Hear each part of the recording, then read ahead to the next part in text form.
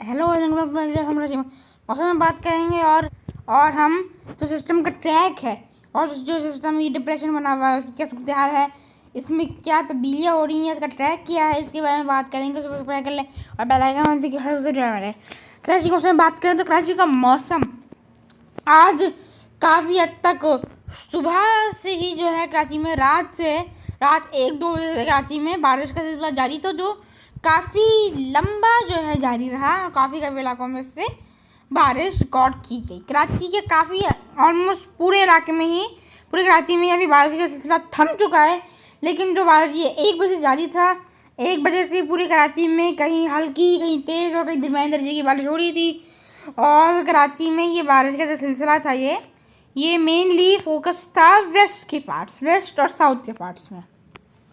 East और north के इलाके को जब तक ये जो पूरी तरीके से क्लस्टर कराची की बोर्ड ये रहा था कि अभी सिस्टम जो है मिट्टी और जो रनफकच के इलाका है वहाँ पे जो सिस्टम है स्टे से मुराद वहाँ पे रुका हुआ है, वहाँ से आगे नहीं बढ़ रहा, जिसकी वजह से कराची के करीब मुसलसल कमज़ोर रचना के बादल बन रहे हैं जो कराची के अंदर आते हैं और कराची को मुतासिर करते हैं। अब यही मुसलसल बारिश की वजह से कराची के मसरफ़ाती इलाकों में जो वेस्ट की तरफ के जो मगरब की तरफ के मसरफ़ाती इलाके हैं वहाँ पर 100 मिलीमीटर से भी ज़्यादा बारिश अभी तक रिकॉर्ड की जा चुकी है। रात 24 घंटे से मतलब 24 से 15 घंटे या 20 घंटे तक। अब क्या सूरत हाल होती जा रही है?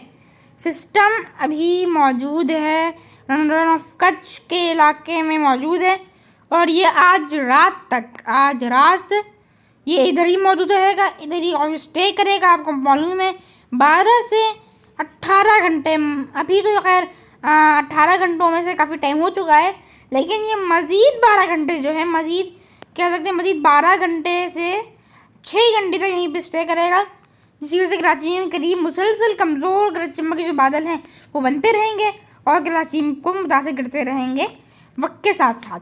फिर ये सिस्टम जो है स्टे करे, इसका स्टे ख़त्म होगा, इसका स्टे आगे बढ़ता है। ये 29 तारीख तक जो है स्टे करेगा।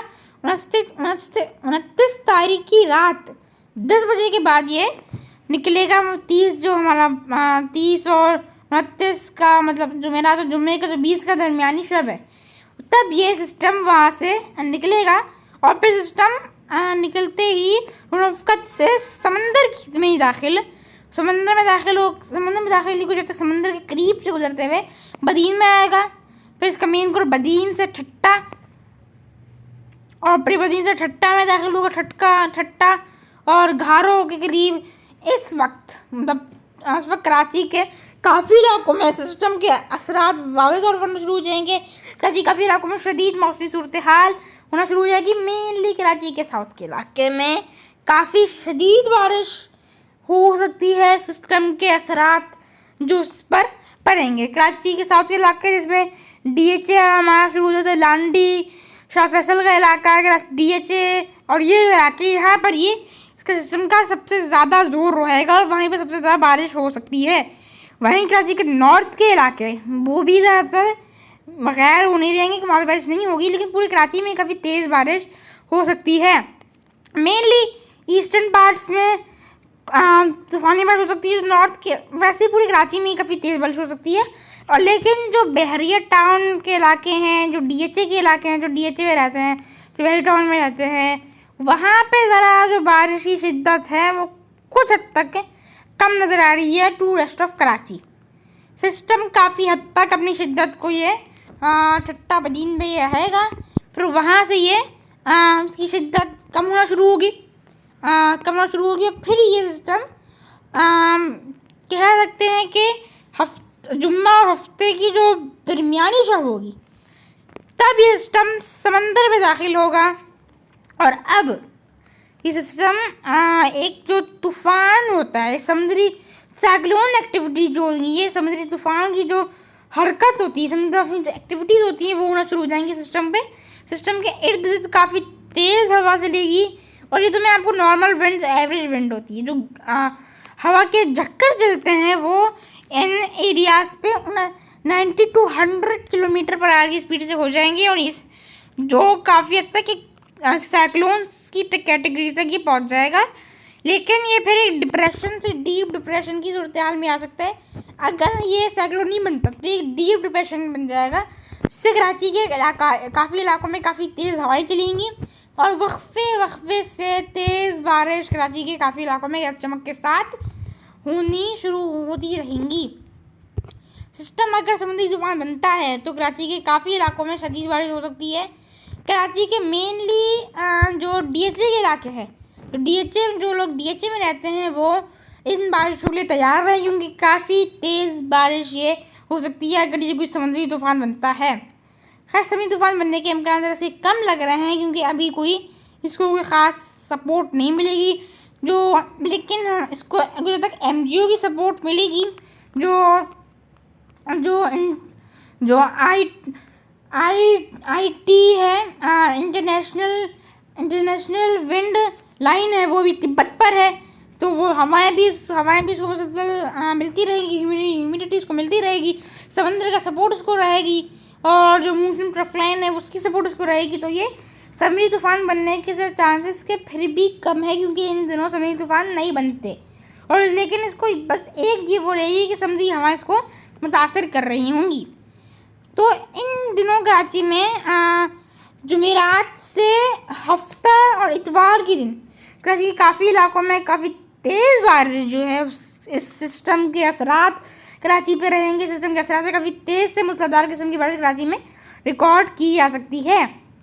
उसके बाद ये सिस्टम बढ़ जाएगा ओमान की तरफ, फिर ये आगे तक नॉर्थ की तरफ बढ़ेगा, और ये जो साहिली पट्टी है हमारी बलूचिस्तान की, उस साहिली पट्टी को ये एक ब्रश करेगा, ये उस साहिली पट्टी को, और इसमें उमारो हमारा आ जाता है, और उमारो, पसनी, गवादर, तो 3 ज़्यादा मेनली सिटीज़ हैं। ये मेनली सिस्टम से मुतासर रहेंगे। सिस्टम इन इलाकों को भी जब तक ब्रश करेगा, लेकिन आप ऑब्वियसली बात है ये मानसून की जो ट्रफ लाइन है उसकी रेंज से जो है वो बाहर निकल जाएगा, और इसी वजह से वहाँ पर इसको जो मानसूनी हवाएं वेस्ट बंगाल से इसको सपोर्ट हो रही थी वो होना बंद हो जाएगी, उसकी शिद्दत मुसलसल कम होगी, और ये फिर वहाँ से निकल कर उमारो, पसनी, गवादर से निकल गई है, फिर उधर तक डीप समंदर जो है हमारा अरबियन सी का डीप इलाका है, वहाँ पर मूव करेगा ओमान की जानिब। अगर ये होता है तो इस तूफ़ान बनने के तो खैर इसके असरात नहीं होंगे, लेकिन जब ये निकलेगा तो उसके जो असरात होंगे वो हमको 1-2 मतलब इतवार, पीर, मंगल तक हैं, मंगल तक इसके असरात नज़र आएंगे हमको।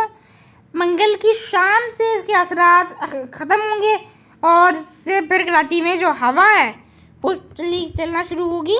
मतलब कह सकते हैं कि इस सिस्टम के बाद इतवार को और पीर को और मंगल की दोपहर तक कराची में समुद्री हवा बिल्कुल कट ऑफ रहेंगी, लेकिन इसके असरात की वजह से कराची करीब मुसलसल कमज़ोर किस्म के जो बादल हैं वो बनते रहेंगे इस सिस्टम के असरात की वजह से।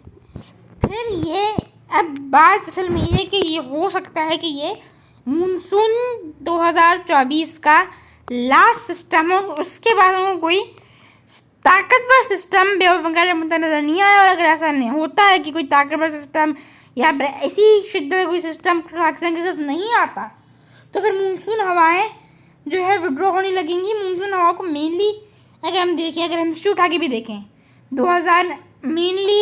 2000 अगर आप करें 2021 की बात, 2022 की बात करें, तो इन दिनों कोई ताकतवर सिस्टम क्या है सितंबर के बिल्कुल 15-16 सितंबर को कोई ताकतवर सिस्टम पाकिस्तान में आता था, फिर से मानसून हमारे यहाँ पर स्टे कुछ रुक जाती थी। लेकिन अगर नहीं होता तो फिर मानसून अपने वक्त जो नॉर्मल वक्त होता है मानसून का 15 अगस्त के बाद या सितंबर के बिल्कुल पहले हफ्ते के बाद मानसून विड्रॉ करना शुरू करेगा। अगर कोई ताकतवर सिस्टम या फिर कोई भी मानसून का सिस्टम अगर पाकिस्तान के किसी भी इलाके को मुतासर नहीं करता, तो सिस्टम ये जो हवाएं होंगी ये मानसून हवाएं विड्रॉ करना शुरू हो जाएंगी। अभी तक ये सूरत अल्लाह हाफ़िज़।